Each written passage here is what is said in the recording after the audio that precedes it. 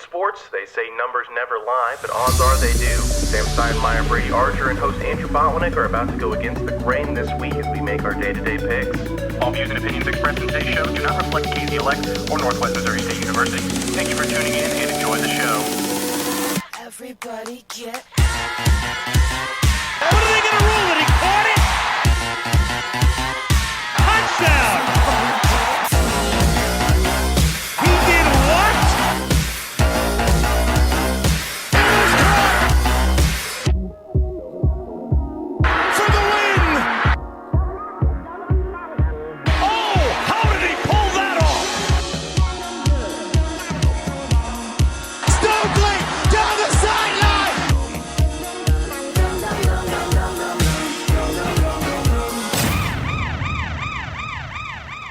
Welcome into Day-to-Day Picks. Andrew Botwinik, Sam Steinmeyer, Brady Archer, and we have a new guest host. Not a new guest host. He's been on the show before, Austin. Austin McNorton is with us today. And, guys, it has been a somber week in sports. We've talked about this all throughout the week here on KZLX LP Maryville, but there's plenty of sports news, and it all revolves around Kobe Bryant and Gigi Bryant, two of the victims from a helicopter crash, as well as 7 others that were in that crash as well. And guys, we've been on multiple shows this week talking about it. It's been all over social media, all of the tributes to the NBA. AC Milan, Sam and I were just talking about that earlier. AC Milan is doing a tribute for Kobe Bryant. They've already done one.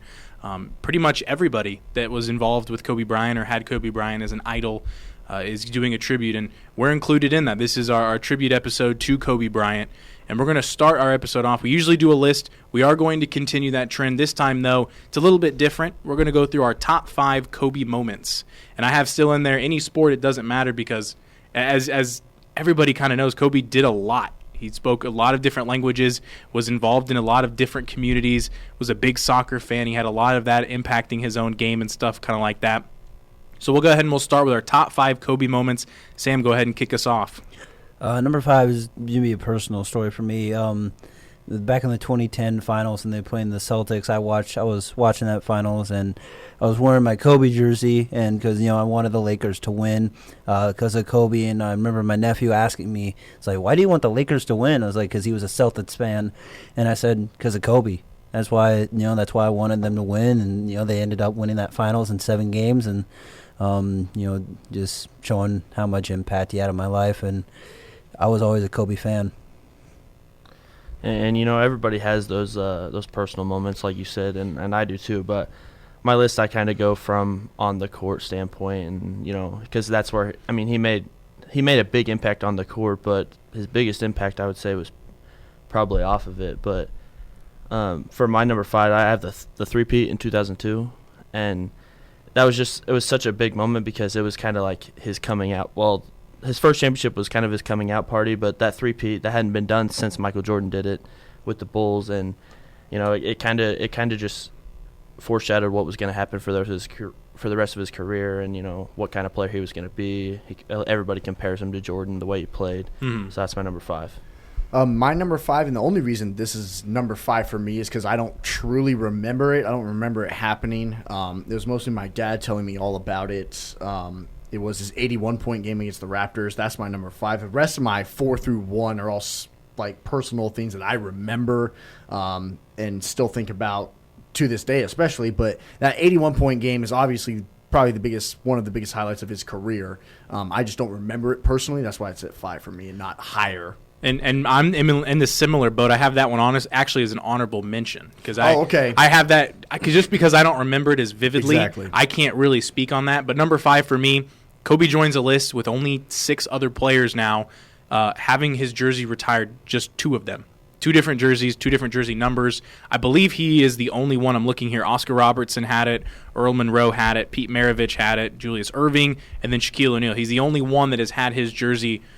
2 different jerseys retired by the same team, but 2 different numbers. And also adding to that, he spoke 7 different languages and spoke them almost fluently. We've heard Luka Doncic talking earlier this week saying that he spoke perfect to him on the sideline in that game where he was inbounding on the sideline. Pau Gasol has said similar things about his Spanish. He grew up in Italy and he learned a bunch of different languages. So I kind of have that in there just highlighting that Kobe did a lot of different stuff. So And you mentioned the retired jerseys. That's my number 4. 8 and 24 being retired by the Lakers, and just that night in general was an incredible night. They played his Deer basketball, which won him an Oscar before he walked out on the court. But also, I think he joins Michael Jordan as the only player to have a jersey retired by a team he never played for.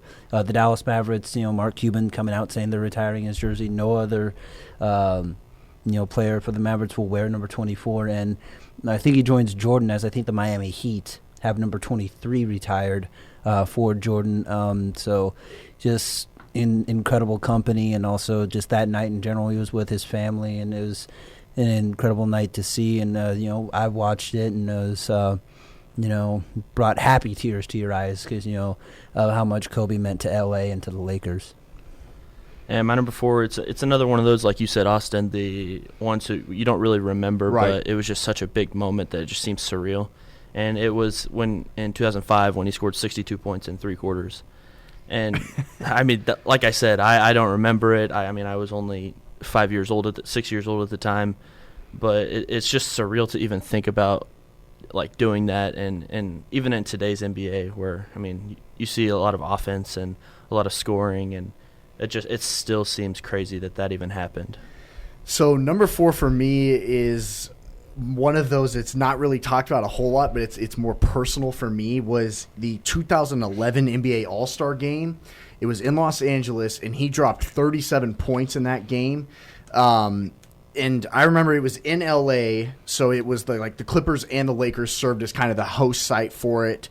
And so with it being in California, the game was on late. But it was such a close game. This was back when it was East versus West, and so it was like LeBron, who was with the Heat at the time, was tearing it up for the East, and then Kobe in the West. And what's so awesome about Kobe is that every single game, and I mean every single game, was important. Even in an All-Star game. I mean, there was not a single play in that All-Star game that he didn't take serious, that he didn't take a play off. Like, every single one was, and it was such a close game. It ended up being 148 to 143 was the final score.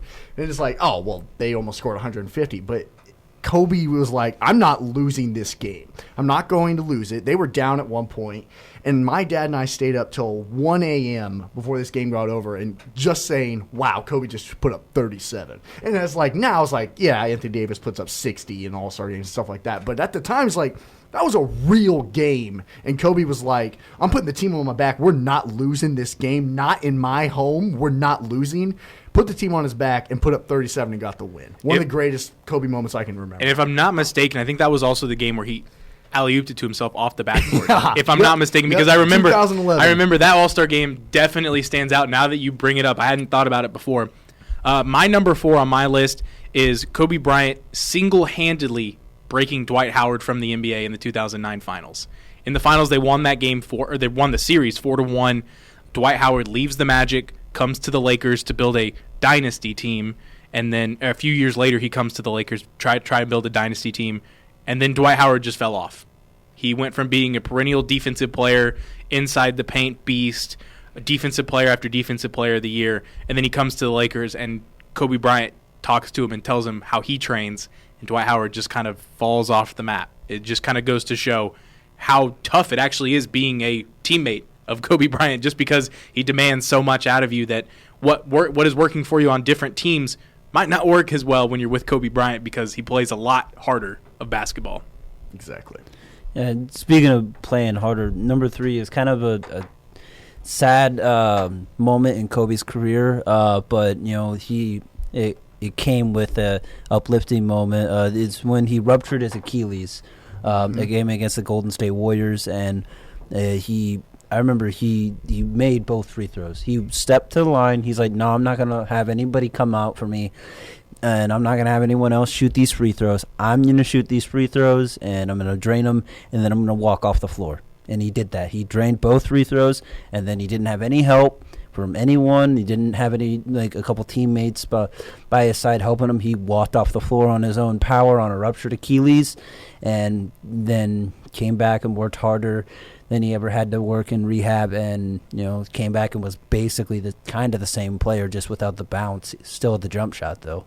Man, I forgot about that, honestly, that all of that happened. Like, you saying it, I remember it now very vividly, but I had not even thought about that coming into this. I know, like, in the, upcoming Super Bowl weekend, Richard Sherman has talked about that moment because he tore his Achilles in a game and walked off the field, too, because he's like, Kobe walked up and made 2 free throws and walked off the court. I'm going to walk off the field. I'm not going to get carried off on a stretcher. He's like, Kobe did it. I'm going to do it, too.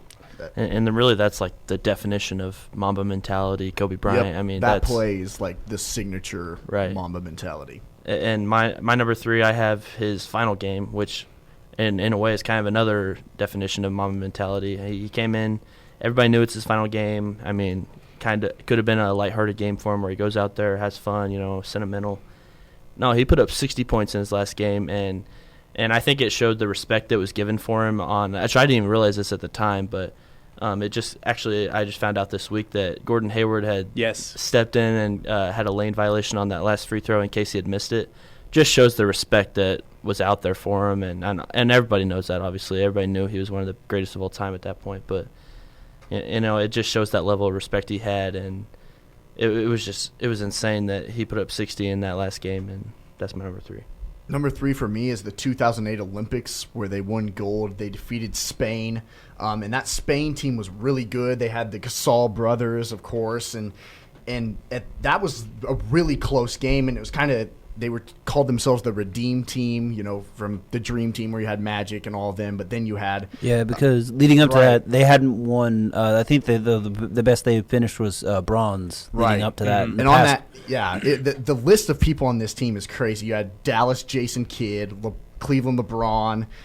You had Michael Redd at the time, who was still playing for Milwaukee. D. Wade, of course. Dwight Howard for the Magic. Chris Bosh for Toronto. Chris Paul was in New Orleans at the time. Nuggets Melo. All these, Carmelo, Denver Melo. And Kobe was the captain of that team. And I remember seeing all the highlights, and I remember watching it live because the 2008 Olympics were very memorable because obviously that's where Michael Phelps just was unbelievably unstoppable. And then you had Kobe leading this USA team that was like, we're winning this thing. We're not the best team, but we're going to win it.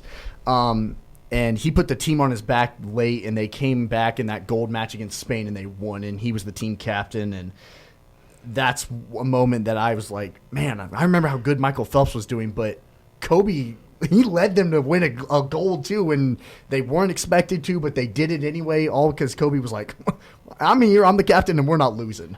And my number 3 is probably should have been higher up too, but the 2010 NBA Finals against the Celtics, specifically that Game 7, just because of how crucial it was. That is probably the first NBA Finals that I can vividly remember myself sitting there games 1 through 7 and watching every second of it, just because it was the Lakers and the Celtics, the 2 best teams in the NBA. That's perfect. That's what you want for an NBA Finals. You want the 2 best teams going head-to-head market size. Those are the 2 biggest teams. Championship-wise, those 2 teams have the most championships. You want those 2 teams going head-to-head, and at the time, Paul Pierce, Kevin Garnett, Ray Allen, Rajon Rondo going up against Kobe, Paul Pierce, Ron Artest at the time, and I do you believe mean Kobe, Pau Gasol? You said Paul Pierce twice. Paul Pierce, not Paul Pierce, Pau Gasol. Yes, I meant to say Pau Gasol. Gosh, I'm gonna get it right. And then I couldn't even tell you who their point guard was at the time. Derek Fisher. It was Derek Fisher. But just have the difference between those 4 players from both sides. Even though I said Paul Pierce twice, give Paul Pierce to the Lakers, and you still have it skewed towards the Celtics side. It's just that 2010 NBA Finals was something that was unreal, and I doubt we're going to get an NBA Finals that's that good for a while. Definitely. And Austin, you've already mentioned this. It's already been mentioned, but for me, my number 2 is 81 points versus the Toronto Raptors. I mean, second most points scored in an NBA game in history behind Wilt's 100, and also, we've gotten kind of a funny, Jalen Rose. It was the one guarding Kobe that night. He's kind of embraced all the jokes about it, and I believe they had a commercial where it's literally probably my favorite commercial of all time. Kobe asked for a drink, and the guy asked how many olives. He's like, he looks at Jalen, he's like 81. And he just looks at it for like 15 seconds, just staring. And they stare each other down. Jalen's like, "Are you serious?" Nah. Just kidding. I saw a tweet the other day. It was an old tweet. It was an actual tweet from Shaq, and he tweeted Kobe, and he said, "Kobe," he said, "why'd you go out there and drop 81?" He goes, why'd you do it? He said, what made you go out and drop 81? Is it because you woke up and saw Jalen Rose was going to be guarding you that night? Kobe tweets Shaq back and says, yeah, pretty much. That was the whole tweet. Just, yeah, pretty much. Woke up and was like, okay, I'm going to do it. 81. All right, here we go. Do it tonight. Brady, who do you got at number 2? My number 2 is one that Sam mentioned a little bit ago, but it's probably the Kobe moment. Me personally, that when I think of Kobe, this is what I remember, and it's the 2 free throws off the torn Achilles. And like I said a little bit ago, I mean, that was the definition of Mamba mentality. That's exactly what I think of whenever I hear that.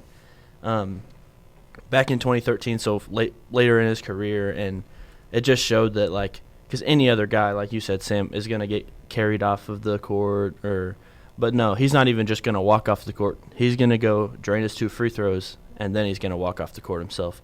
And it just shows, like, you know, I mean, the real mentality that he had, and he was just different than every other player. And so that's my number 2.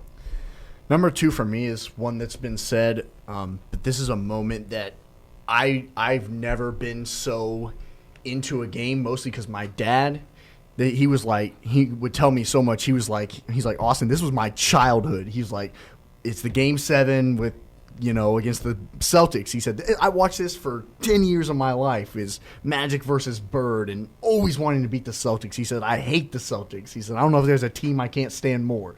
And he says, I'm living it again. And I this is biased, whatever. It's like, I hated Paul Pierce because he played for KU and all of these things. And so I was like, all right. He's like, let's go. And we were into every single Game 7, every single one. And that was another one, was like staying up late and watching him win it and beat the original super team. They shouldn't have won, and they beat it, like Andrew was saying, with all of these no-name kind of guys, and they beat those 4 superstars, and just because Kobe wanted it more. He's just like, I'm not losing. He says, I'm not going to lose this game to y'all. He says, and the best quote, one of my favorite Kobe quotes, is he says, I'm not going to lie, beating them made it a little better. Because he knows how the history between those 2 teams and the 2 greatest sports franchises there are, and he's like, that was the sweetest one. That's probably his sweetest one that he's ever won, in my opinion. I think so great. too, especially, as you said it earlier, and I said it before that, with the team that it was. The only other guy that's potentially up for Hall of Fame is probably Pau Gasol.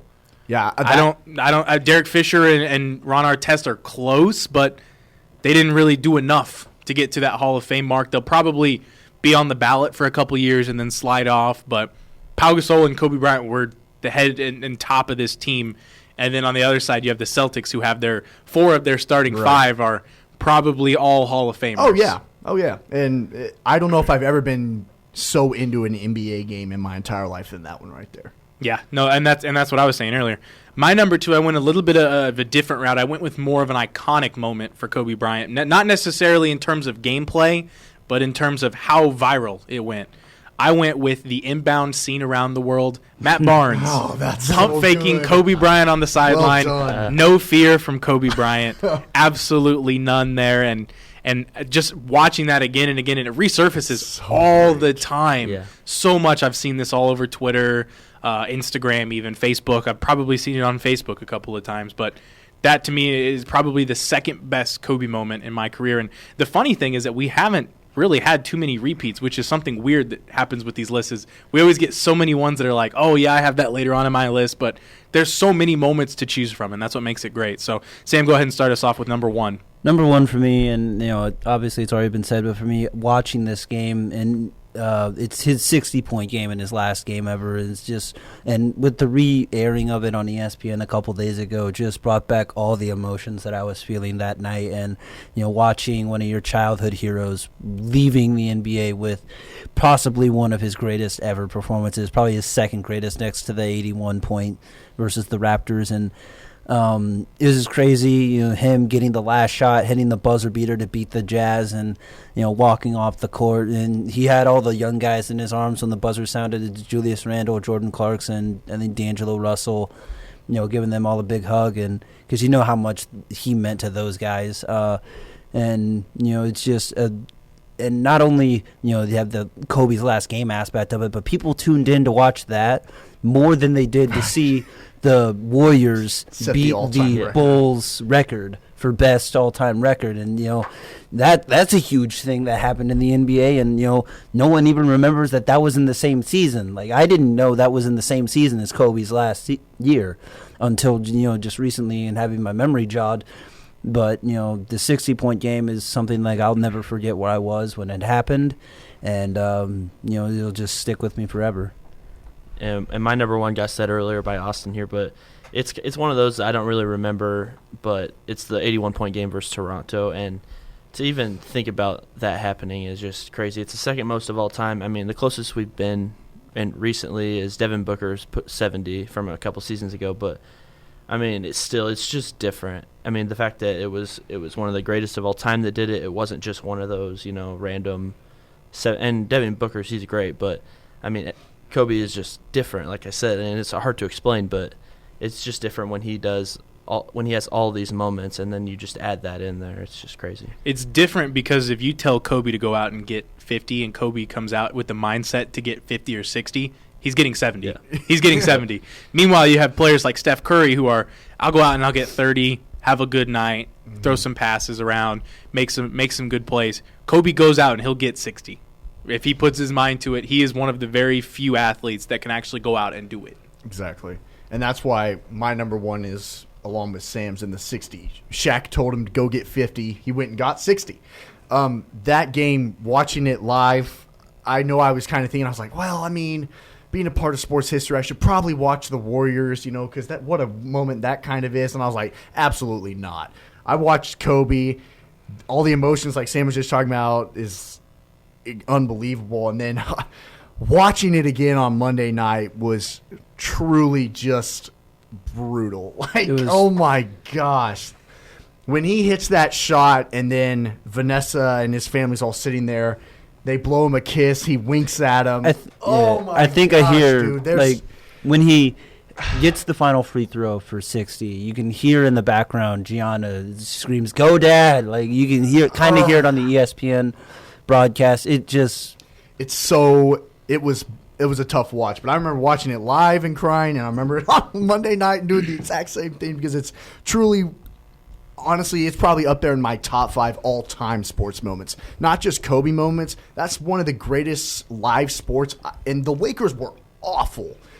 But that's probably one of the greatest sports live things I've seen in my entire lifetime. And the great thing about that is the Lakers only won, I think, 17 games that year. But no one really remembers the record at the end of the year. The only thing they remember is Kobe getting a win on his last night. And I think that's a nice way to remember Kobe, is not with the final record, but with his final game. And I'll start, before I say my number one, I'm disappointed in all three of you guys, because this is the number one Kobe moment in all of his entire career. You're growing up, you're about 6 or 7 or 8 at the time, it doesn't matter what age you are. You just got done with an assignment in a class, you're getting ready to head out, you wad up the paper. What do you say? What do you say, guys? You say Kobe. You say Kobe. That's my number one Kobe moment. The impact that he left on the community at an early 2000s level, before this was almost a full decade before he retired. Anytime anybody would wad up a piece of paper, throw in the trash can, Kobe. It's still a thing that it happens today. Yeah. And it's probably going to be a thing a lot more frequent now, especially after everything that's happened. I know a couple of years ago there was debate that some of the younger kids were growing up and saying Steph Curry or it's someone else, but there's almost no debate now that it's going to be Kobe, and that's why I have that as my number one. So we're going to take a quick break here on Day-to-Day Picks. We're going to come back. We're going to take a walk through Kobe's career from start to finish. And welcome back to Day-to-Day Picks. Andrew Botwinik, Sam Steinmeyer, Brady Archer, Austin McNorton here as a guest on today's Remembering Kobe Bryant episode. And we're going to go ahead and we're going to start an audio trip through Kobe Bryant's career. We've got plenty of audio cuts from his entire career, and everybody's looking at the rundown now. We really don't have a time that we're supposed to have a set finish. It's kind of just when it goes. We're going to go through audio cuts. We're going to talk about different moments in his career and take pauses, and we'll talk about how important that was. And we'll start first, before we even get into him being drafted, we're going to talk about Kobe in high school. We're going to talk about what he was averaging, because right here, played in Lower Marion High School in Pennsylvania, averaged 30.8 points his senior year, along with 12 rebounds, 6.5 assists, 4 steals, and 4 blocks. His senior year of high school, only had 2 losses, brought the team to their first ever state title in 40 years. So that's the kind of athlete that Kobe Bryant was at 18. And it just escalated from there. I think he was, at the time, coming out of high school, was certainly possible, but there wasn't many that had done it up until that point.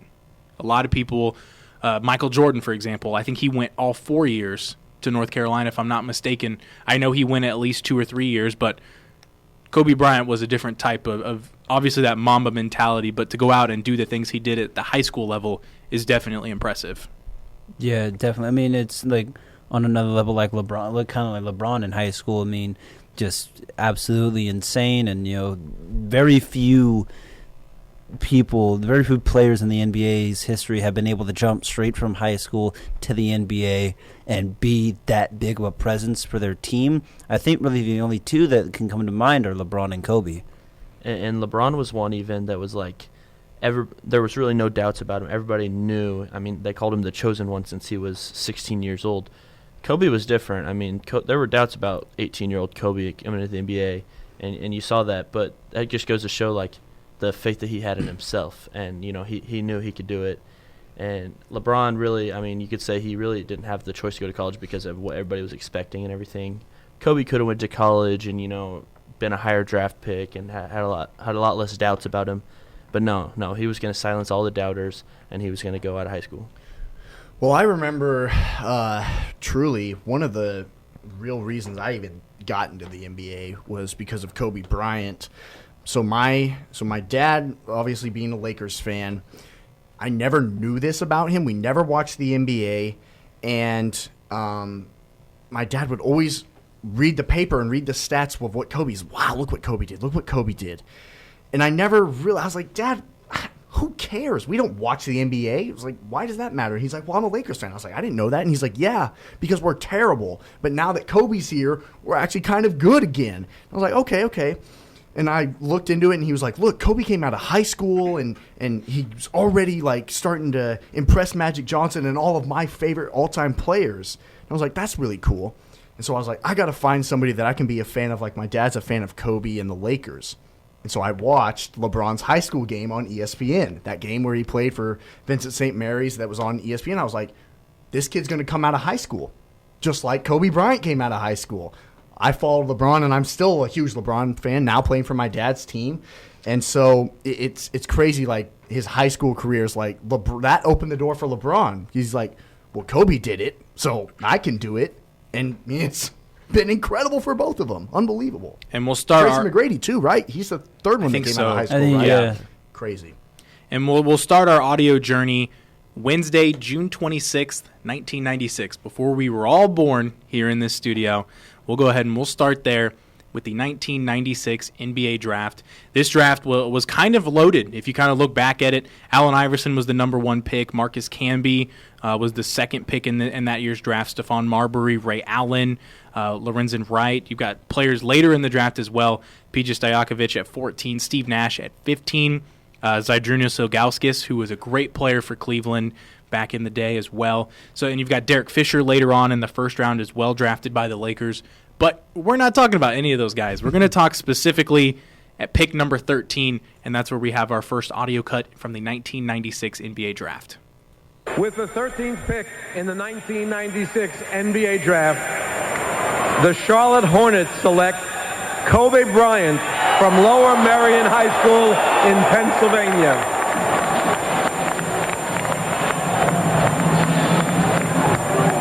A coming out party for the high school kid. Kobe Bryant, meeting with the approval of that Charlotte fan in attendance here. And Hubie, this is a guy whose stock has risen every time he's tried out. People like this kid. Well, everyone writing when he first came out, well, he's going to have to bulk up. This guy is 200 pounds. That's 6'6". He is an offensive whiz. He's very, very talented. He has all pro moves. And when you look at him, you're talking about a young man with range. He can go off the dribble. He can get his shot. And in every place that he worked out, nothing but raves. No one talking about any shortness or a weakness in his game. Jerry West told me today that greatness lies ahead for this young man. Thought he was going to be absolutely fantastic. I recruited him out of high school, and certainly I believe everything he said in this man's ability. He is just flat out going to be outstanding. It's going to take him a little time, though, because he's going from high school, skipping college, into a very physical game. All he did was average 31 points a game his senior year. His team won the state title with 31 wins and 3 losses, and he eclipsed the scoring mark of Wilt Chamberlain in Pennsylvania. This kid has got it all. Yeah, you get your package, and I think what you like best about him, everyone says that he makes everyone else around him a better player. And he's a winning style guy. We realize that there's a lot to overcome when you come right out of high school. But if anyone has a good chance, this young man is blessed with outstanding offensive skills. So that was the audio cut, number 13th pick in the 1996 NBA draft. We heard kind of what they were saying, and we were kind of talking in the background of here that a lot of the takes that they had didn't really amount to much. They said it would take Kobe a lot of time to get adjusted to coming into the NBA, and obviously looking back on it, hindsight's 20/20, but it's a good pick at the time. It is a very good pick at the time. I mean, you just think, like, especially, Philadelphia, they took Allen Iverson. Yeah, that's a good pick, but you could have had the hometown kid and who went on to play 20 seasons. Allen Iverson, obviously, is a legend, but not as big as Kobe. And, just some of the stats. He said that he eclipsed Wilt Chamberlain's record in Pennsylvania. That's a crazy stat in itself because Wilt was an animal. He holds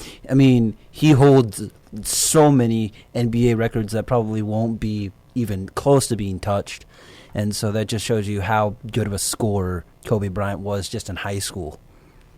Yeah, and they raved about him and when he got drafted, but still, I mean, like you said, those takes that they had about how it would take him a while and he wasn't ready yet, that just shows he had those doubters, and he, like I said a little bit ago, like he was gonna silence them. That was his mentality. That was before it was the Mamba mentality. That was just Kobe mentality, but he was going to silence him, and there was nothing anybody was going to do about it. I love hearing all the stories that have been coming out about Jerry West, and he said, I saw something in him, that's why I wanted him to be a part of the Lakers. And for Jerry West, who was considered and is still considered one of the greatest Lakers ever, he's the NBA logo. He said, there was something I saw in this 17-year-old that I was like, he's going to be on our team, and he's going to make a difference. It's so crazy hearing all that about the Wilt tie in that from the draft, and how it said, it might take him a while. It didn't. And look, everyone listening right now, if you want to go look at this 1996 draft, it's incredible. AI, Steve Nash, Ray Allen, all of these guys, it's like, and Kobe's like right there, a 17-year-old high schooler. They picked him over some of these guys. It's unbelievable. And you kind of jumped into my next point that we're going to talk about here. He was actually drafted by the Charlotte Hornets. Right. And before he even stepped out onto the court for the Hornets, he was traded to the Lakers. You talked about Jerry West. He was traded to the Lakers straight up for Vlade Divac on that Lakers team. So they essentially swapped all-star for all-star. They just didn't know it just at the time. Because Vlade Divac was actually a pretty good player for the Lakers he was a great solid player. Big man. He had great battles with Kobe in the playoffs and with the Kings. When he was with the Kings. Him exactly. and Chris Webber and Mike Bibby and the Kings, and battled against Shaq and Kobe in the Western Conference Finals a couple times. So, their careers kind of cross, not even just with this, but with that, like not just the draft. And, you look back, you obviously say it was a dumb move by Charlotte, but who could have thought that this 17-year-old kid from Pennsylvania was going to turn out to be one of the top 3 players in the history of the game of basketball? And it almost had to happen because, it's easier to say now, but you can't really imagine Kobe in a Charlotte uniform or anything other than a Lakers uniform, really. Kobe Bryant is, to this generation, Kobe Bryant is the Los Angeles Lakers. And I don't think that's going to change for a long time. And, And so it's one of those things where, you can't see him in any other jersey. So, and like you said, Sam, you don't know what's going to happen. Like it looks like not a smart move obviously now, but that's easier to say now. Yeah. But you never really know that. But and also you mentioned Kobe Bryant is the Los Angeles Lakers. You could go farther and say Kobe Bryant is L.A. You can as our generation, we never really it wasn't Hollywood, it wasn't movies. L.A. was the Lakers. L.A. was Kobe for us growing up, and that's how much he impacted the city. And the offseason for the Lakers didn't end with just Kobe in 1996. They went into free agency. They had a decent team, but without Vlade Divac in there, they had a spot that they needed to fill. There was a big man in the NBA that was essentially a free agent at that point. He had been given offers by the Magic that were essentially lowballed that this athlete thought, considering that Alonzo Mourning and Juwan Howard were signing deals at 7 years, $105 million at the time, which was a good amount back in 1996. It wasn't blockbuster deal-esque, but it was a very good deal. And Shaquille O'Neal is the guy we're talking about. He wanted more money than that, and Orlando decided that he was not worth. And this is what's crazy. Is he was asking for 82% of the Orlando Magic cap space. Like that is the equivalent of he was only asking for over 100. He wanted $115 million, which would have been 82% of the cap space at the time. That's a bit much for the Magic to give up, but when you look at the long especially run, when the Magic, they believed that Penny was their future, not Shaq. They thought, oh well, Penny Hardaway's better than you. So. And that's what the Magic did. They kind of talked about his free throw shooting. He didn't have much range, but everywhere that he was good, he was Hall of Fame good. And so some of the other teams that were in to get Shaquille O'Neal were the New York Knicks, the Detroit Pistons. Those two teams were 1 and number 2. Also the Miami Heat and the Atlanta Hawks. Those were the other two teams that were in the mix, the top 4 to get Shaquille O'Neal.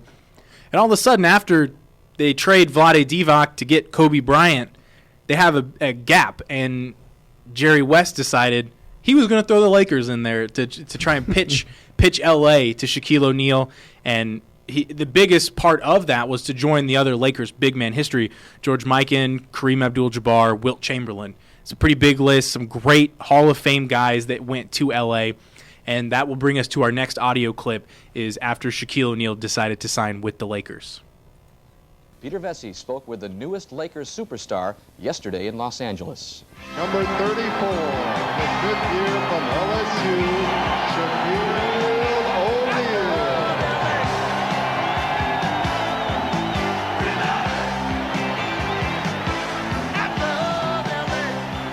I know you've been a Laker fan most of your life.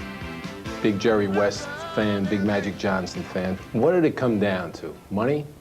Chance to win? What was it? It came down to the best offer. Came down to money. Jerry West made me the best deal, made me the best offer, and I took it. Me being the young businessman that I am, I had to take the best deal.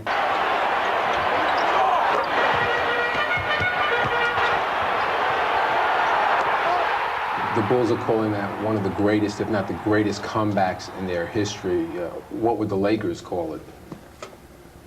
A lousy performance in the fourth quarter by us. Nothing more, nothing less. Nothing more, nothing less. Beat ourselves. And they know that too. When you were in Chicago the other day, Dennis Rodman said, if I were an NBA owner, I wouldn't give this guy $120 million. Charles Barkley, since the season began, is saying, hey, I'm writing off the Lakers because they can't give the ball to Shaq in the last quarter because he can't make free throws. So you're always under attack, but you do answer them. Obviously, those guys are jealous. They can't do the things I can do. And that was Shaquille O'Neal talking about why he made the change from Orlando to the Lakers. And they did a vote in Orlando after he had signed with the Lakers to see if the fans were upset about not wanting to give 82% of the cap space. 90% of the fans for the Orlando Magic that submitted the answers to this poll agreed with the move. 90% said that Shaquille O'Neal is not worth that amount of money. And looking back, I think we'd all agree as saying he is worth that money. Yeah.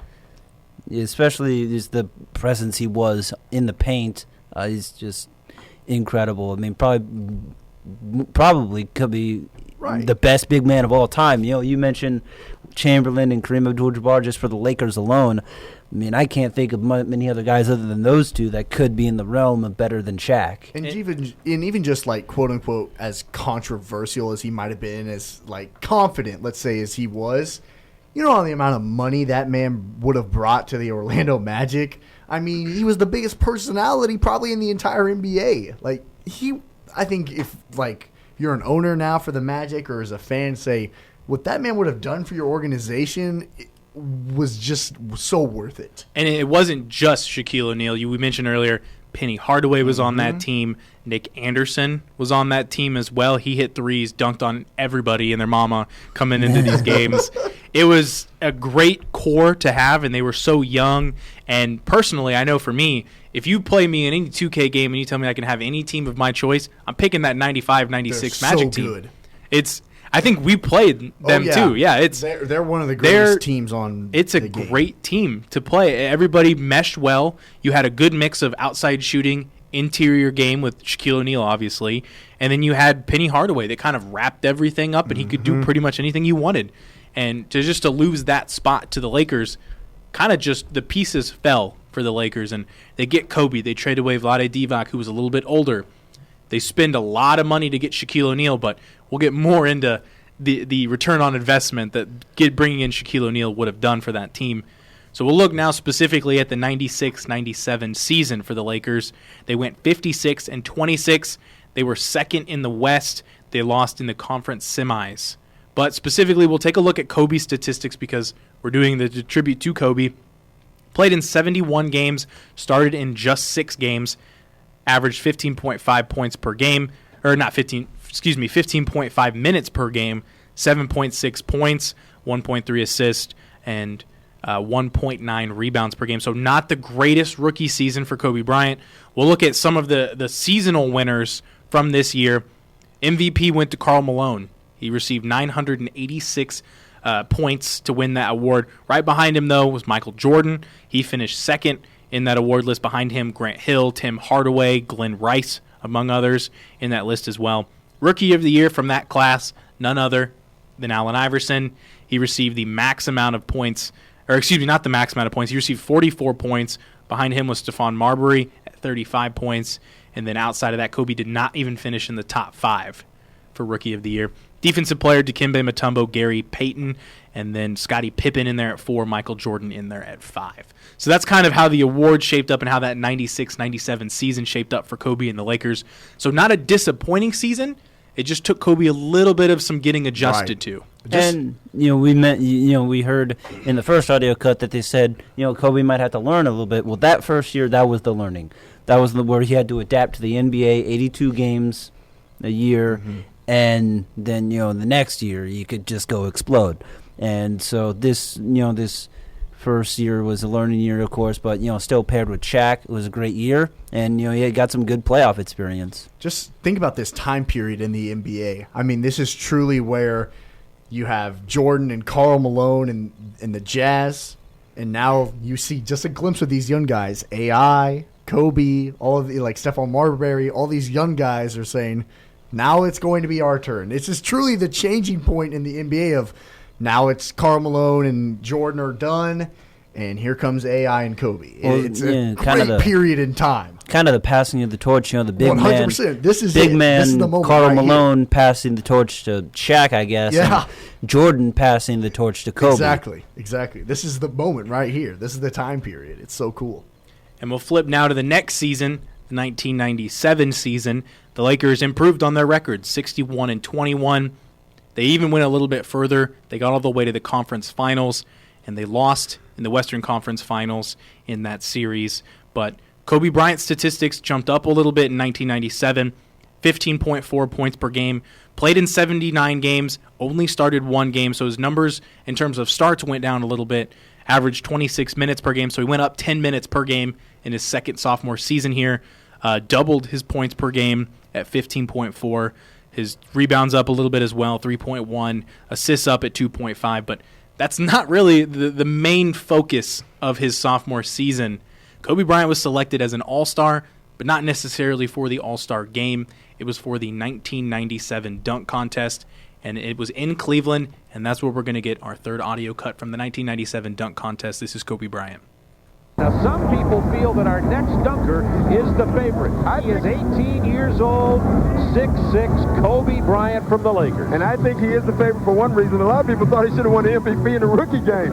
So he's comfortable, too. Oh! Yes. But look at his style. Look at his rhythm. Check out the way he walks. He's cocky. He looks cocky. Check him out. Eye contact with the crowd. They love this kid. He was doing this at this time last year at Lower Merion High School in Ardmore, Pennsylvania. Uh-oh, that'll hurt him. That's going to hurt him bad. He says, I'm not going to tell anybody what my dunks are, but keep it and just surprise people. I think he should get points for the fact that it ricocheted all the way into the stand. Almost hit Bobby Sir in the head. I think you should get points for wearing purple shoes out there. Or Kobe Bryant. Or his eyes checked. 18 and a half years old, third dunk. Oh, that was big. Went down between his legs and got the reverse jam. But these judges have been very, very tough. On scores of 36 and 35 on the two previous competitors. The judges award Priskar 45-8, which is the second best score of the night. But that's all it is second best. Kobe Bryant, 18-year-old rookie out of Lower Merion High School in Ardmore, Pennsylvania. Straight to the NBA, to Hollywood, and now to Cleveland, and is the 1997 Slam Dunk champion. Let's have a look at Kobe.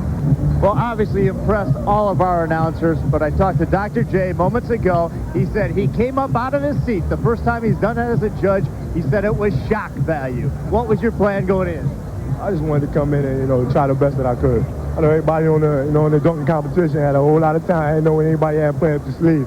So I just kind of came in the dunk contest and played everything by ear. After scoring 31 points but not getting the MVP in the rookie game, did that psych you up even more for this? Sure. I mean, you want to win as much as you can.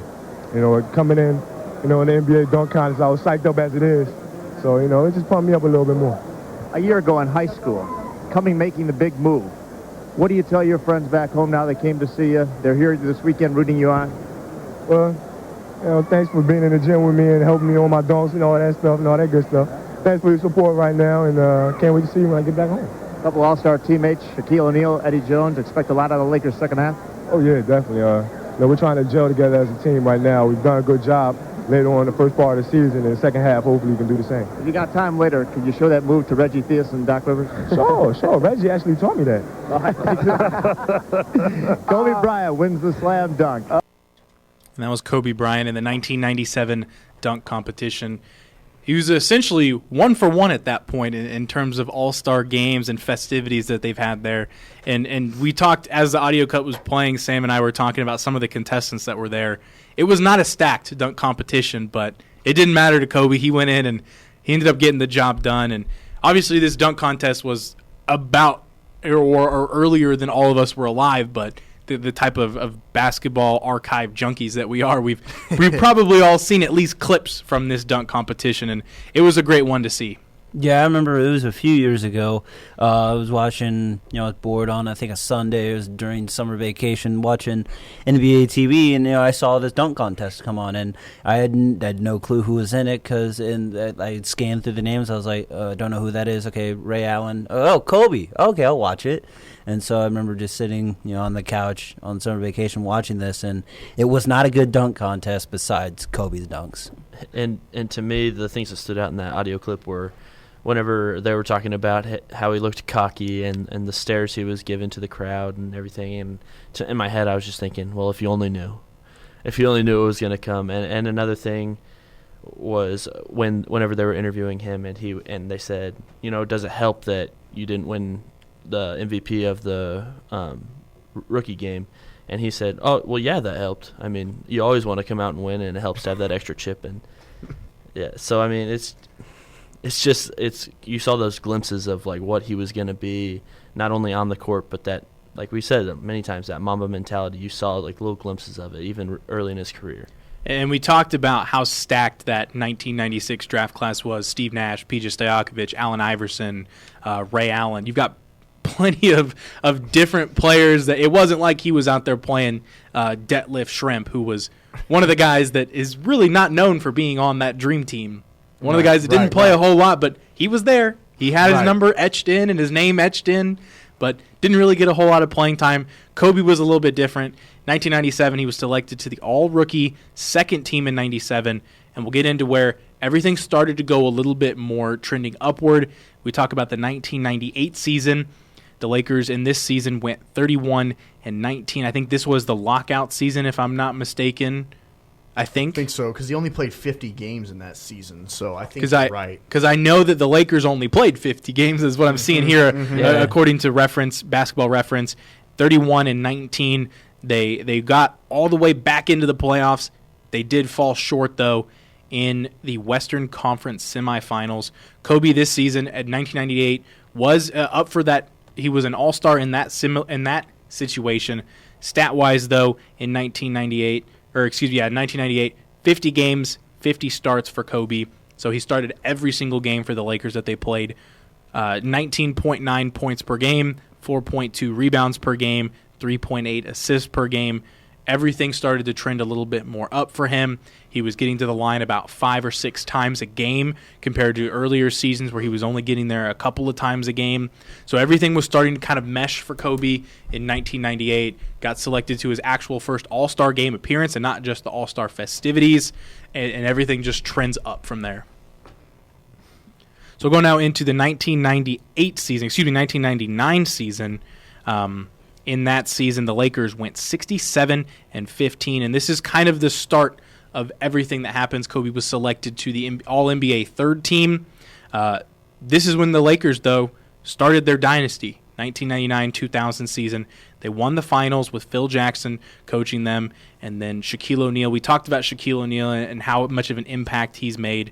He was pretty much the leader of this team at that 99-2000 season. Right. He was, I believe, in that 1997 season I was talked about earlier, Shaquille O'Neal was third in All-Star voting behind Michael Jordan, Karl Malone, who at that time were very high monuments to climb up to. Shaquille O'Neal had kind of made his presence known. He had been there, the big man lurking around, and it just kind of goes to show that they're building something in Los Angeles, and they're starting something, and it happened in 1999-2000 when they finally won their first ring together. And I believe we have an audio cut from Kobe Bryant after his first ring celebration. Reggie turns and pumps it up off the rim, and the Lakers are the 2000 NBA champions.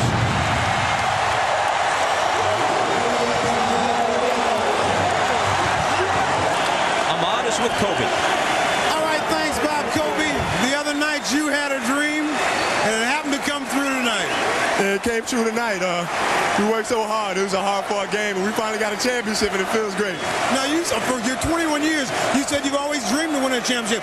Is it what you dreamed of? Oh, it's everything and more. I mean, you have the Laker colors falling from the ceiling, the fans are going crazy. I got the hat on and everything covering my throat. It feels great.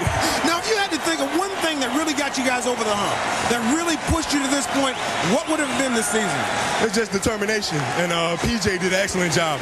Him and his coaching staff, and Shaq was marvelous all season long, and our bench was great, and we just pulled it all together. In a game like tonight, where you had to go away from the triangle in the second half to break down the defense, that's what you had to do.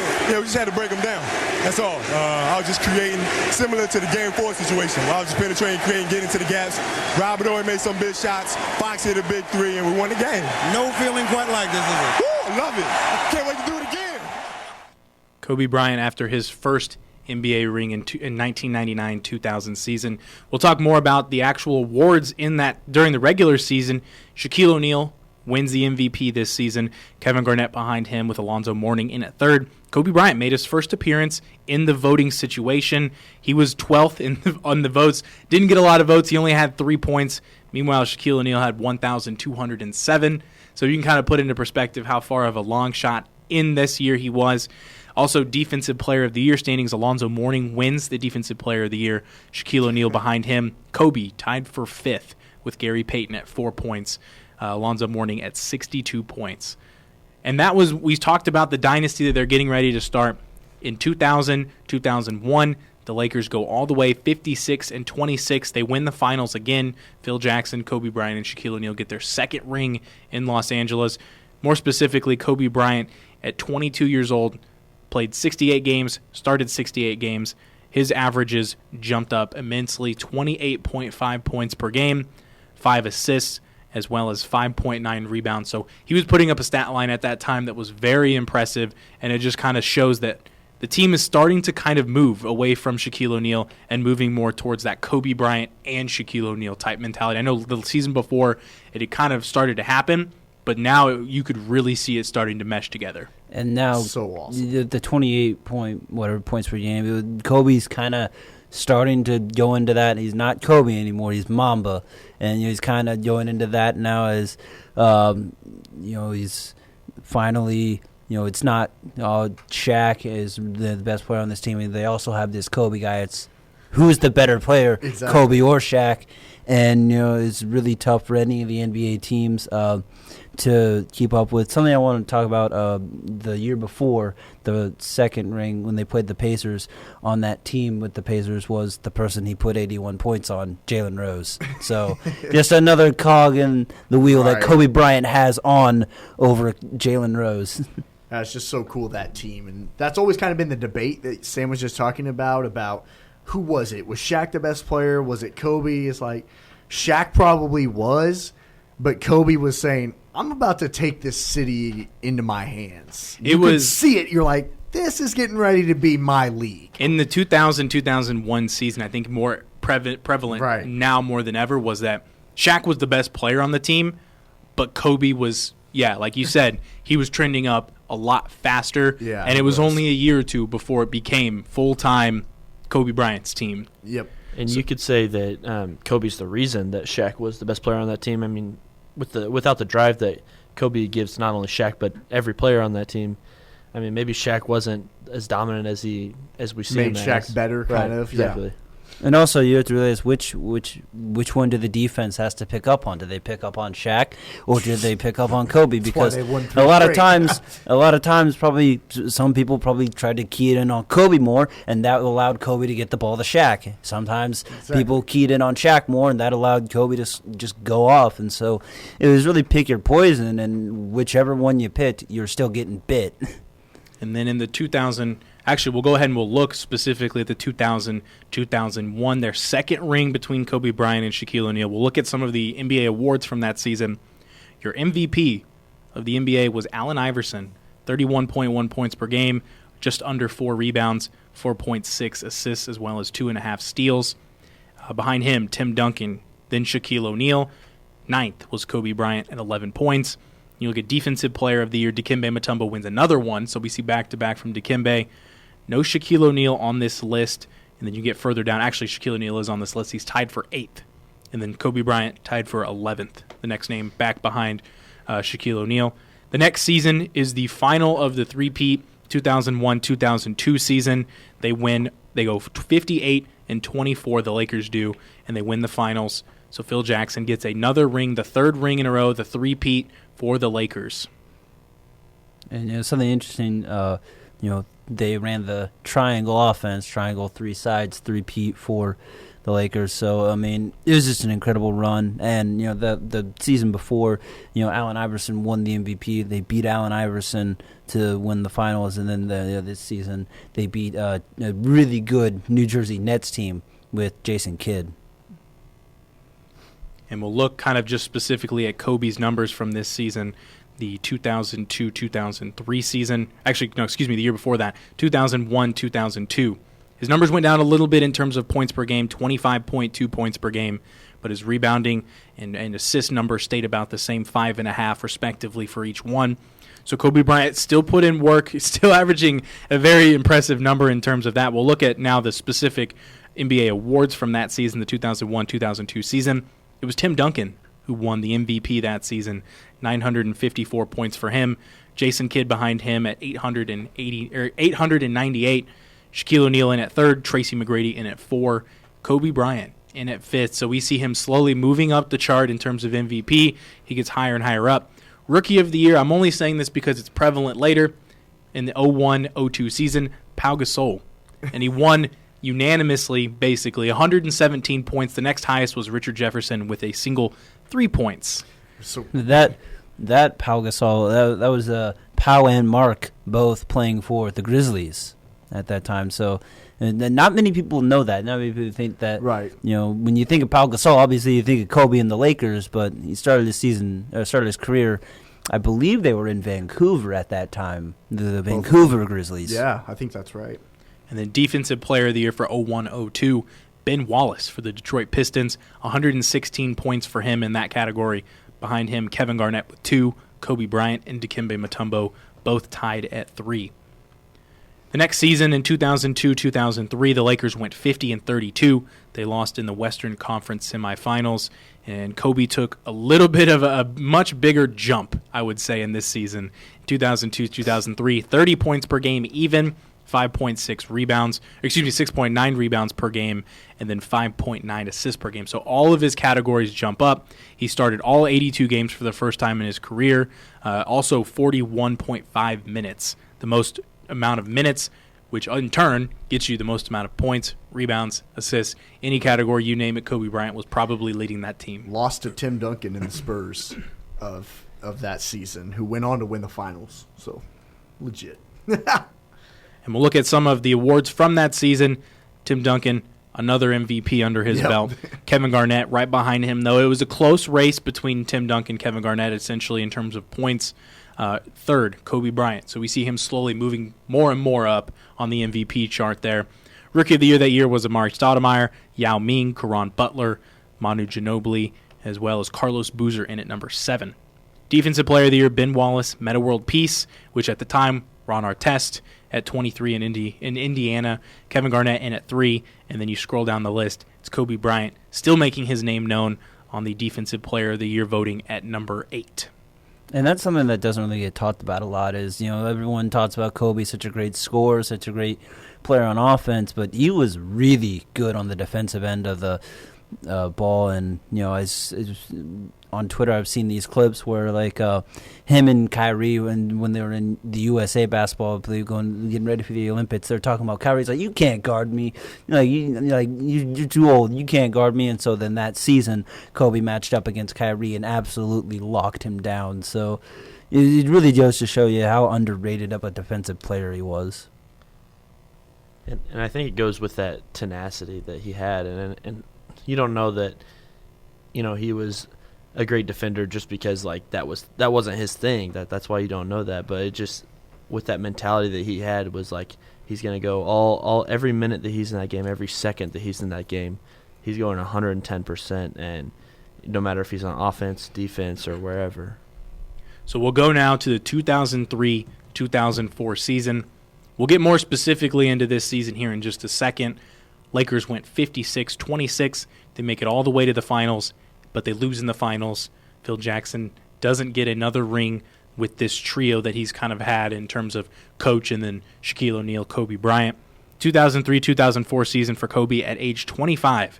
Started in 64 out of 65 games, 24 points per game. He took a little bit of a dip in terms of stats, 5.5 rebounds, 5.1 assists, and then we'll flip and we'll kind of look here at the votings, how they came out in that season. Kevin Garnett wins MVP, Tim Duncan, PJ Stojakovic, and then Kobe in at number 5. Shaquille O'Neal coming in right behind him, though, at number 6. Your Rookie of the Year, this is essentially one of the better rookie classes coming in, probably of all time.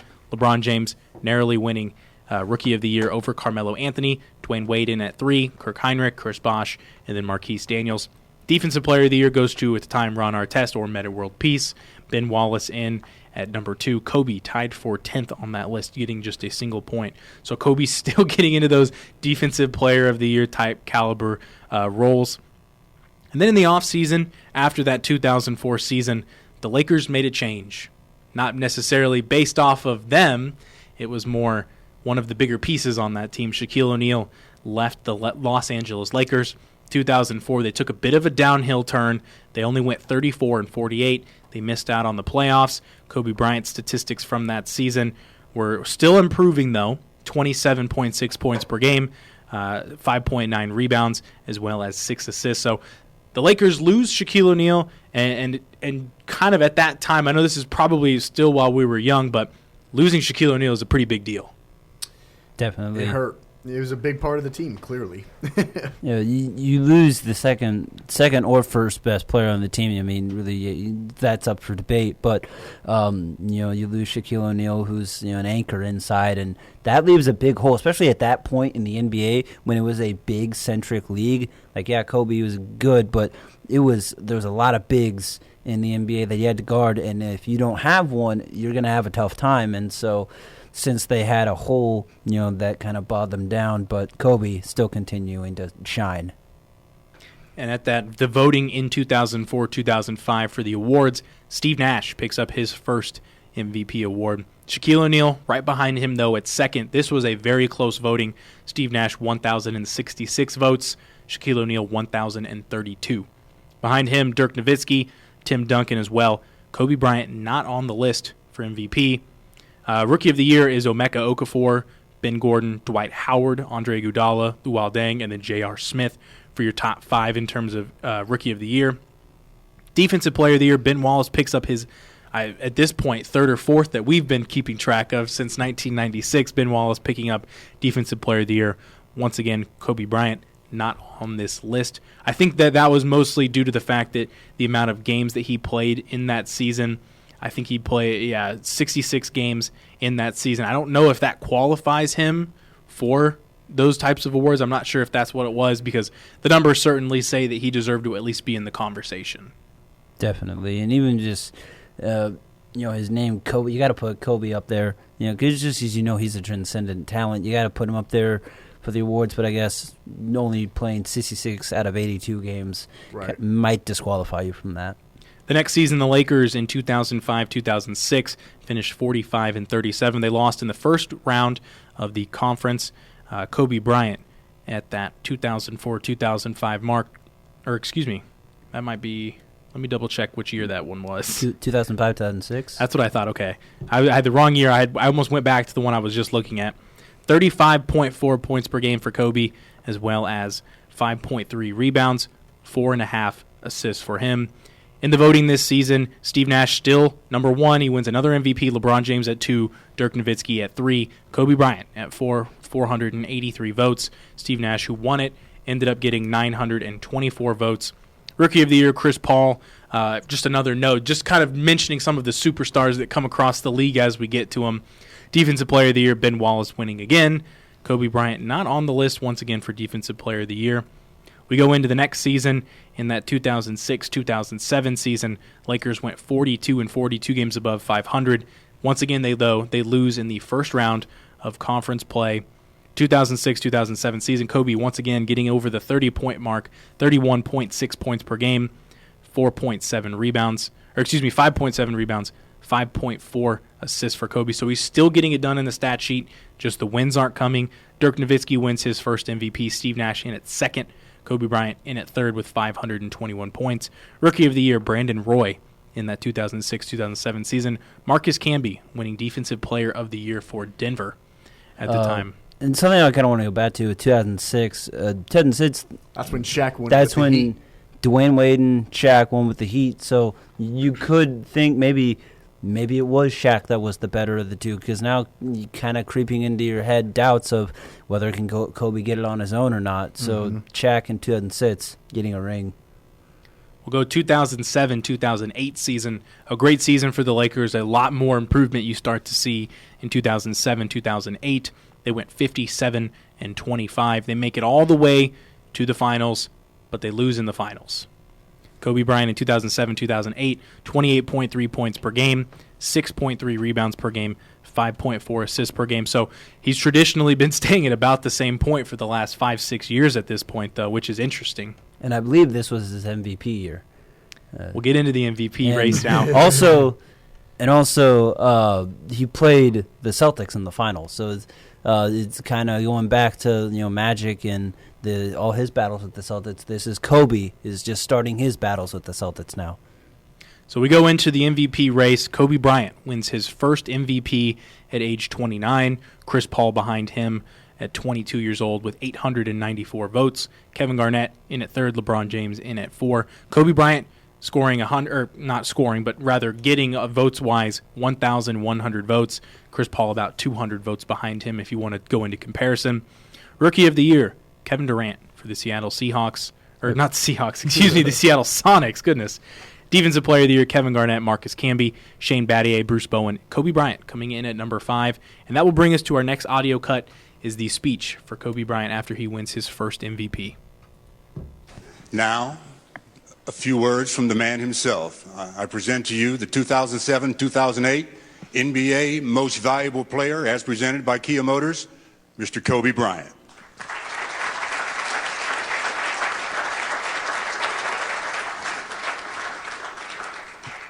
Well, I really don't know what to say, to be honest with you. I think this is such a blessing and such an honor to be here and to receive this award. And I can go through a list of thank yous, start with my family who, they enable me to be the best I can be by training every day. And, they give up so much, to sacrifice so much for me to be able to train and prepare and focus on games. And I'm just very honored and very blessed for them to be here and see my kids sitting there in the front row and my agent Rob Pelinka and my friends from the league and my teammates and the man who brought me in the league here, Jerry West. I mean, this is a beautiful day. It's a very special day for me, and I'm just deeply, deeply honored to be here. And I couldn't have won this award without the play of my teammates. This is a team award. This isn't an individual award. This is an award that I couldn't have won on my own. If that was the case, I would have won it when I was averaging 40. This gets done because we all do it as a unit, and so I can't thank these guys enough. These are my guys, these are my brothers, and we have won MVP. So I want to thank everybody for coming out, and let's get ready for tomorrow.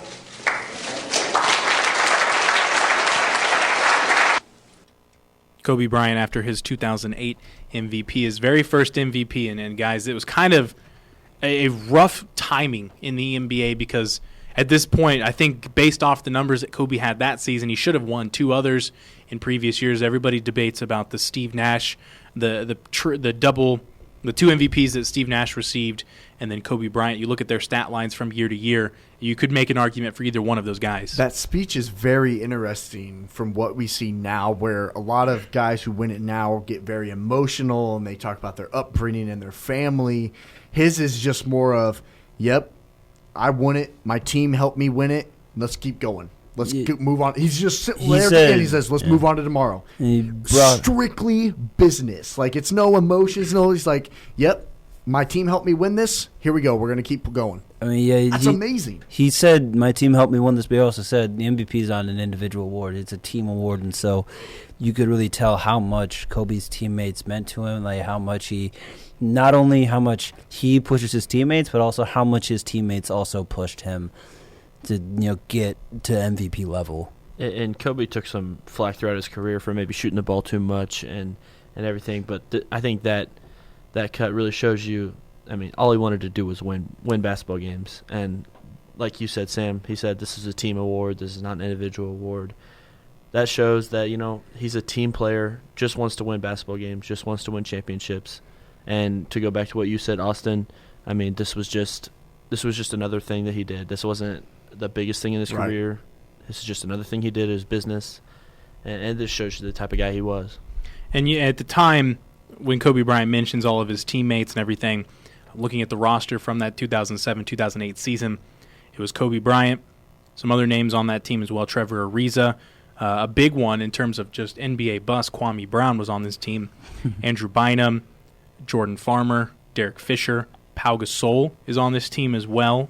Lamar Odom is on this team, Sasha Vujicic, as well as Luke Walton. So just some of the names that were from that team that Kobe was thinking in that speech.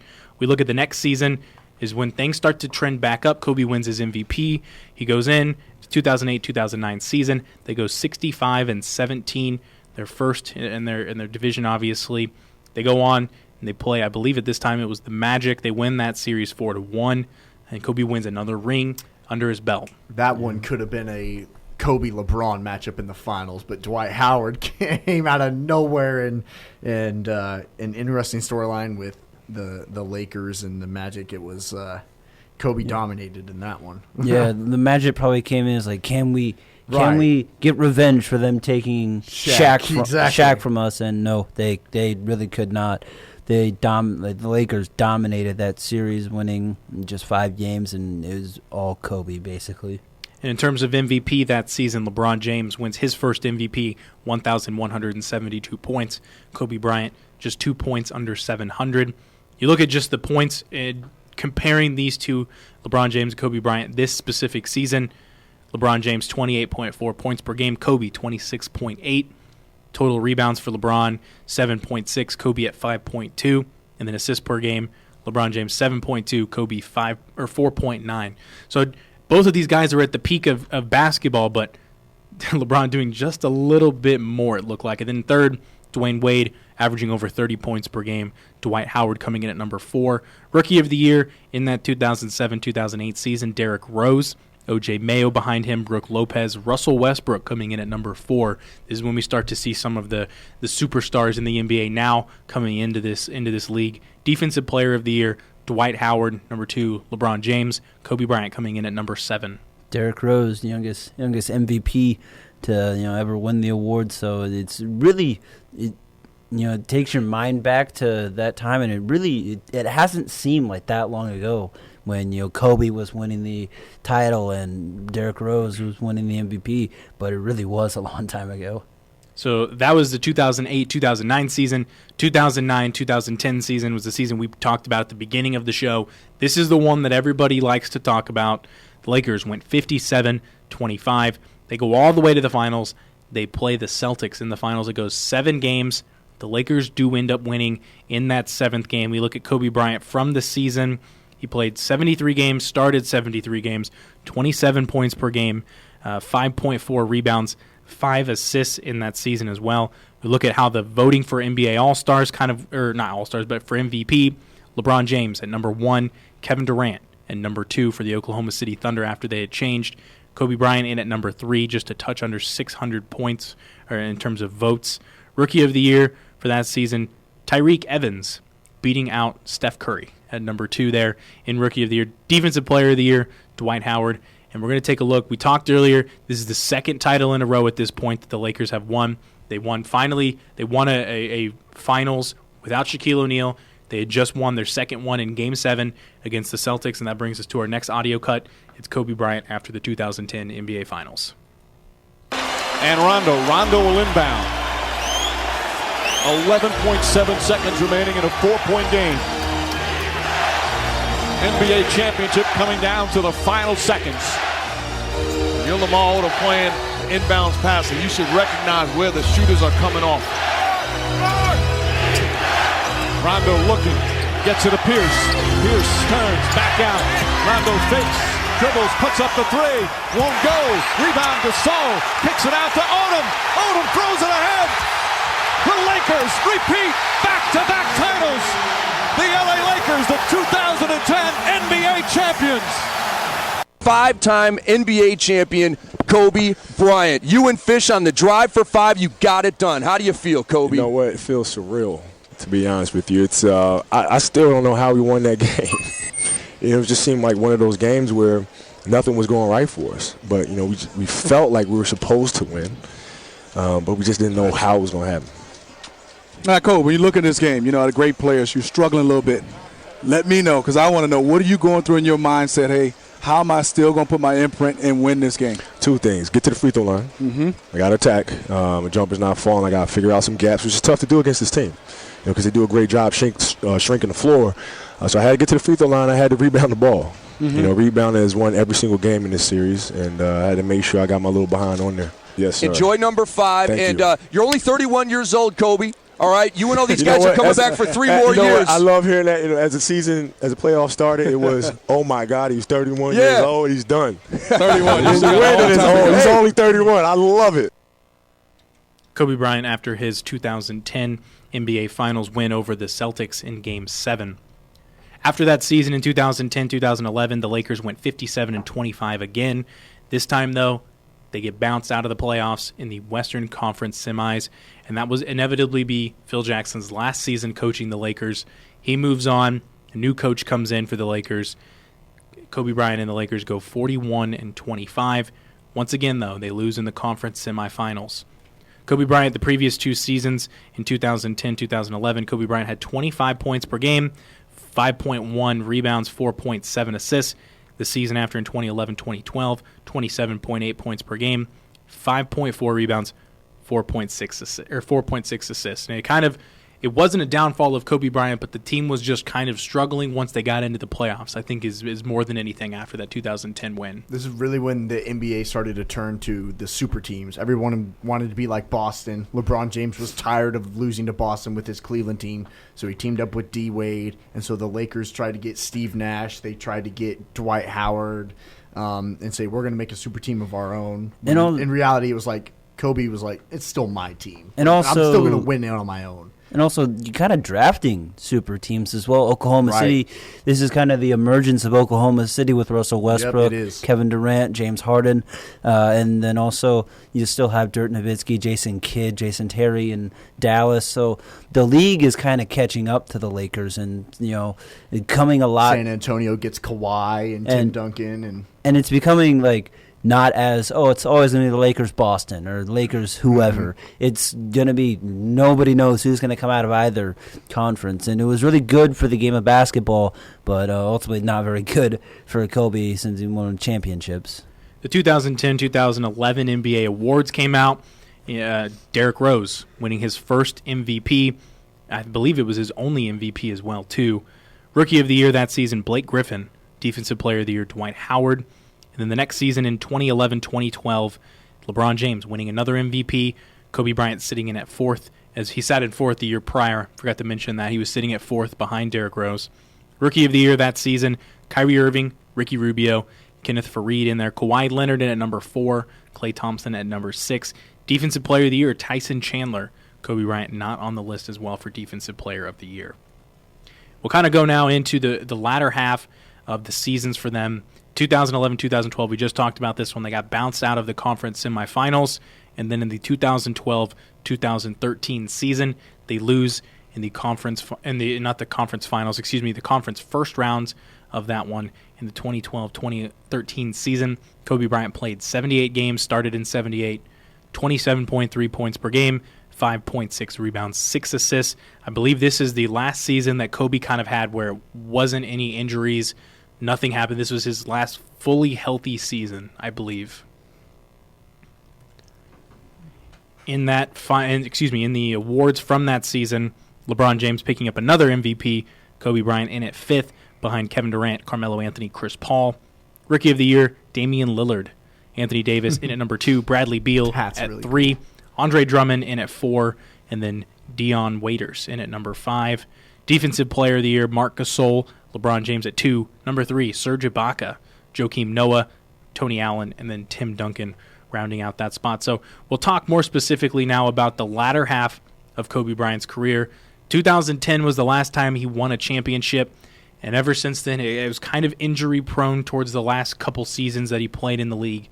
And I know Sam brought this up during our top 5 Kobe moments in his career, that the Achilles injury and being able to play through some of the injuries he had some torn ACLs, some minor injuries, and then obviously Achilles, ACL, some big ones as well that he had to push through.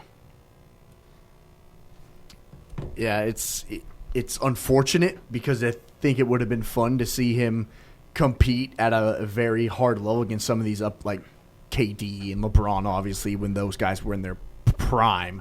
It would have been fun to see because Kobe wasn't in his prime, but he would have worked to compete and be better than those guys who were younger and more talented. That would have been fun to see because he would have worked harder than them and would have been right there competing with all of them. I think even with the injuries and all of that, and being past his prime, I think he still works harder than him. Right. For his entire career, I think Kobe Bryant was the hardest worker in the NBA just because his mentality, and it is a shame that we couldn't see him at full potential. But still, it's nice we had to see moments of Kobe versus those guys. And it's one of those things we missed out on was seeing him versus LeBron in that finals in the 2000s, but it would have been awesome to see like peak Kobe versus peak LeBron, which was to me mid 2010s, and so yeah, it's like one of those things where you wish it would happen, but that even if it did, and even if Kobe was injured or the way things happened, it's still going to be a battle because Kobe's just going to work harder. 2013-2014 season, Kobe played in just 6 games, started 6 games for the Lakers, 13.8 points per game. A little bit of a downtrend this specific season. I think it was the only season he had scored under 20 points per game up until the 1998-99 season. So he just scored 20 points for almost 2 decades. He gotten in there in the stat sheet for that one as well. The season after that, 2014-2015, played just 35 games for the Lakers, 22 points per game. And then the final season, 2015-2016, 17.6 points per game, 3.7 rebounds, 2.8 assists. And we talk about his final game here, 60 points against the Utah Jazz in a moment that a lot of sports fans, including the 4 of us sitting here, hold near and dear to their heart because it's Kobe's final game. Yeah, Kobe's final game, and just so many emotions going through that. Happy for him that he's, going into retirement. Happy for him that he's, is satisfied with his career. But you're also sad because you want to keep seeing him playing. He has injuries. He's beat up. But you want him to stay, keep that Mamba mentality, keep playing. But, you ultimately respect his decision to hang it up at that time. And this is one of those things where this was a big moment. Doesn't matter if Kobe was your idol or if you didn't watch Kobe or didn't like Kobe or whatever. You watched this game, and when he was putting up 60 that game, you're still holding it to your heart. You're like, wow, I'm watching history. I'm watching one of the greatest players of all time have one of the greatest exiting performances of all time. And we talked about it earlier, at the same time of this game was Golden State going for history for the best record. I think, Austin, you brought it up, or Sam, one of you guys brought it up. It was a 50-50 choice. It kind of just, you could see what generation of basketball fan you were because you were either watching Kobe put up 60 against the Jazz or you were watching. A game that meant literally nothing. Because at that time, the Los Angeles Lakers in 2015-2016, 17 wins, 65 and the losses. Jazz got eliminated from the playoffs as well. So at that point, neither one of those teams were playing for anything. No one was playing spoiler. It was just those 2 teams playing in Kobe's final game. Flip side, the Warriors were going for history. The viewership between the 2 games was astronomical. Kobe Bryant's final game was a lot more aired. And I'll never forget, I didn't change the channel. I didn't even think about looking at the Warriors game at all because, I didn't want to miss anything. It's Kobe. Exactly. And, you really think about that. If someone did change the channel and they didn't see him get 60 and they did, that's got to be like the moment where where they're probably thinking back like, man, really wish I would have watched Kobe instead of the Warriors. And another crazy thing about it was, when you were watching that game, it didn't feel like you were watching Kobe for the last few years. It felt like you were watching vintage Kobe again. It was just crazy to watch. And like you said, Sam, you just don't turn the channel from that game, no matter if you're a Kobe fan or whatever. And it's just one of those things that it's really sentimental for anybody. And one of the things we talked about, Gordon Hayward having his lane violation on the one that was sitting Kobe teetering at 59 points. If he would have missed that free throw, he would have had another lane violation to have another shot. Another one of those things, too, is D'Angelo Russell.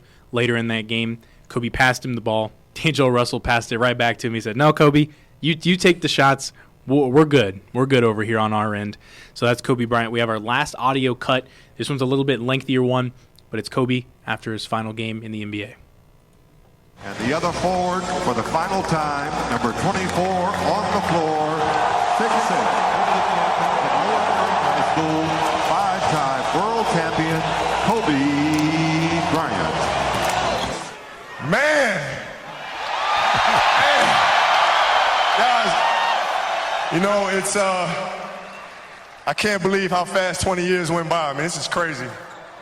This is absolutely crazy. And, to be standing here at center court with you guys, my teammates behind me, and appreciating all this, the journey that we've been on. We've been through our ups and been through our downs. And I I think the most important part is that we all stayed together throughout. You know, I grew up a diehard Laker fan. Diehard. I mean, I knew everything about every player that's ever played here. So to be drafted and then traded to this organization and to spend 20 years here, I mean, you can't write something better than this. And I'm more proud of the fact that not about the championships, but about the down years, because we didn't run. We didn't run. We played through all that stuff, and we got our championships, and we did it the right way. And all I can do here is just thank you guys. Thank you guys for all the years of support. Thank you guys for all the motivation. Thank you for all the inspiration. And, you know, what's funny, the thing that had me cracking up all night long was the fact that I go through 20 years of everybody screaming to pass the ball. Then the last night, they're like, don't pass it.